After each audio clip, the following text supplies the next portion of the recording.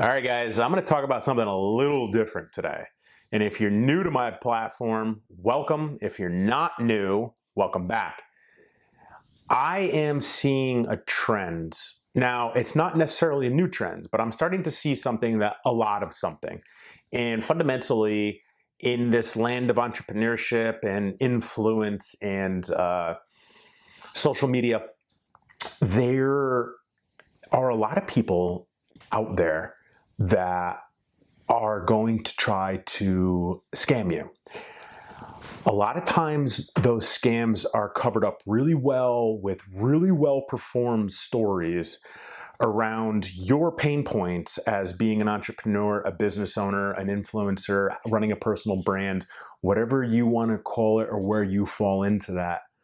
All right, they're going to know your pain points and they're going to know exactly what to tell you to dupe you into paying them for a service that, fundamentally speaking, is really going to do nothing for you, saving you time, in this case money, in being scammed. All right, I'm going to use a live example that I dealt with pretty recently and teach it to you so you know what to look for so you don't lose a bunch of money. All right, we're going to talk about that right now. Now, before we get into this, okay, all I ask of you, smash that like button.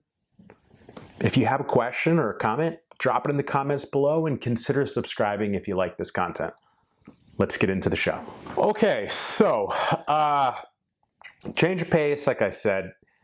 This is super important for you guys, especially if you're new into business owning, entrepreneurship, social media, influencing, really anything where you're kind of like in the public's eye to be taken advantage of in this case.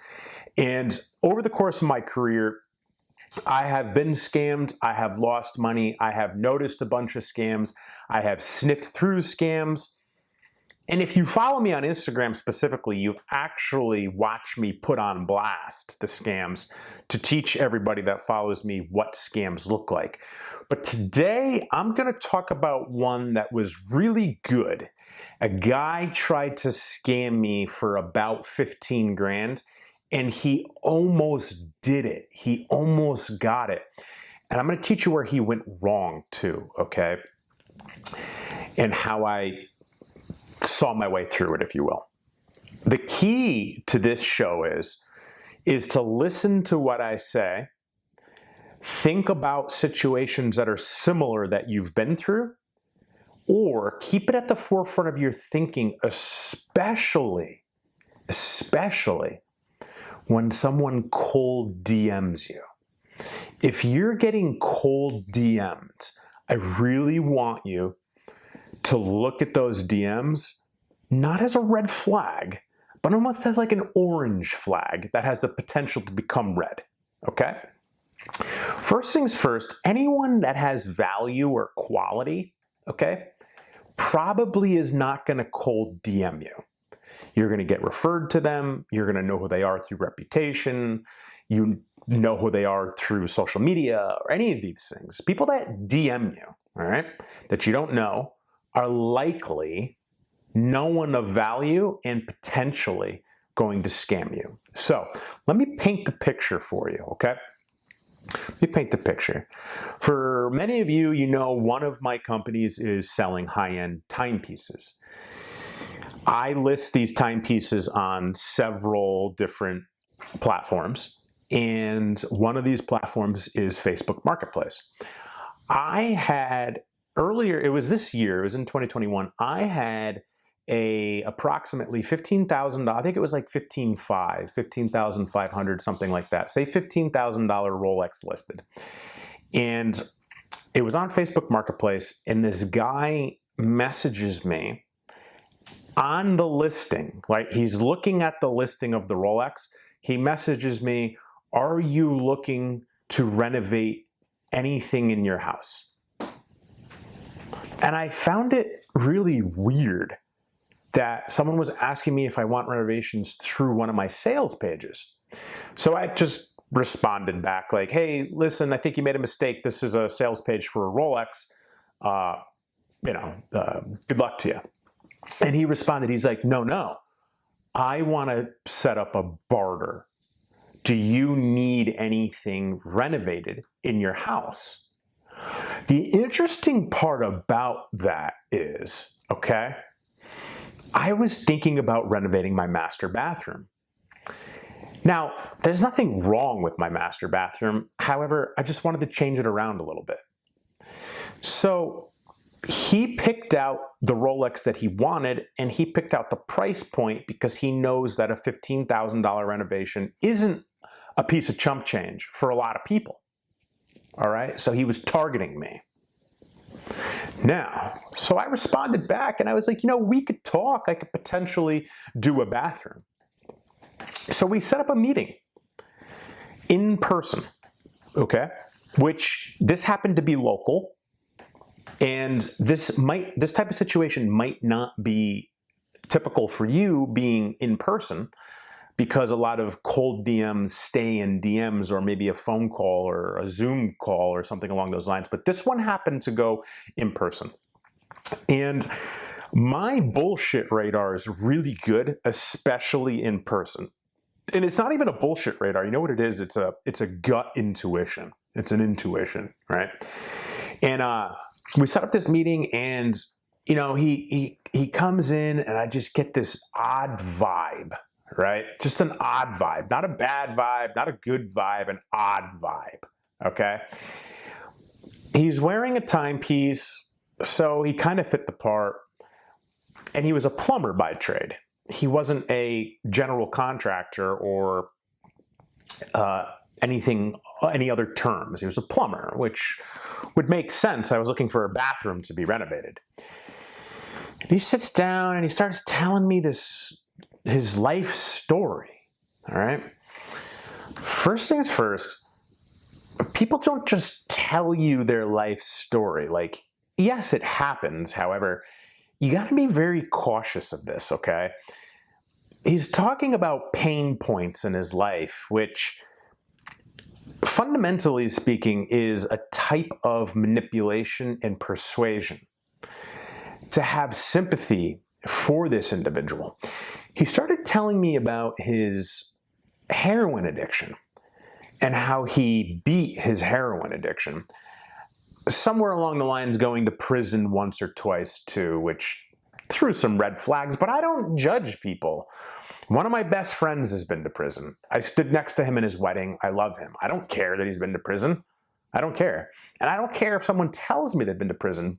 However, in a business deal that I don't know someone, and he's telling me he was addicted to heroin and has been to prison for drugs, it's a little bit of a red flag, okay? That's a little bit of a red flag, outside of the fact he's telling me his life story. So we start discussing that we're going to barter potentially this Rolex for 15 grand for a renovated bathroom. So I show him the bathroom, right? Bring him in my home, show him the bathroom. I tell him what I'm envisioning. And he says, all right, listen, I'm going to call the proper people. I'm going to get a quote, and I'm going to get back in touch with you. So some time goes by. I don't know. I think it was a week or something. I don't remember, honestly.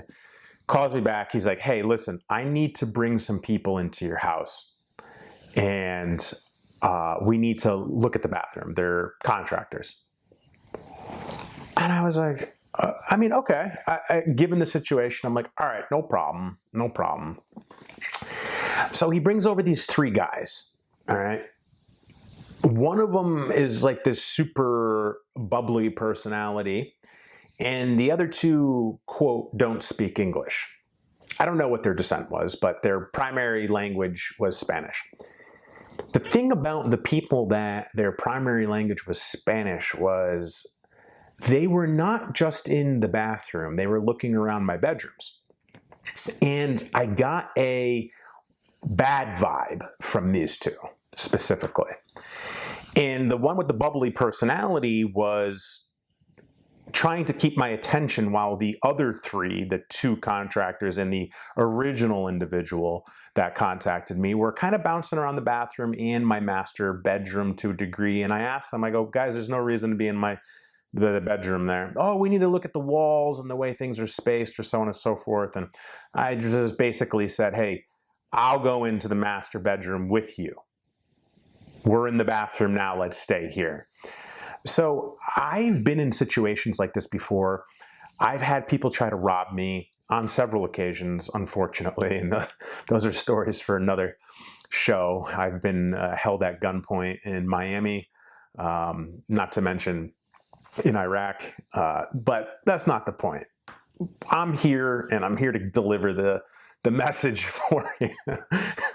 So anyways, the contractors leave the house, and it's just the original guy that contacted me and the guy with the bubbly personality, and they're starting to describe the situation for me and how it's going to cost about 20 grand, not 15, what we discussed. And I said, all right, well, let me think about everything and I'll get back in touch with you guys. So some time goes by, and the original individual that reached out to me, he was like, hey, listen, you know, let's talk. I want to get this job on the books. And he was kind of getting pushy about it. So we talked on the phone, and I was like, hey, we originally discussed 15 grand. Okay. We're going to do a barter for the watch. Okay. So I'd be more comfortable at that price point than an additional $5,000. What could we do? And he kind of started hemming and hawing about it. And then he started hemming and hawing about the actual deal, which is the monster red flag, okay? He said, listen, you know, how am I supposed to know that I'm going to get this watch after all of this work is done? And I was like, well, listen, I mean, understandably, we'll come to some sort of solution. We'll develop some sort of contract, or, you know, some email thread, or whatever you feel comfortable with, and we'll do that. And he's like, I don't feel comfortable doing that. Why don't you do this? And this is where the scam kind of came to fruition. Outside of the red flags, outside of the gut feelings, outside of the intuition, outside of that all, he says to me, you know what? Why don't you sell that Rolex? Take the cash and give it to me for the bathroom.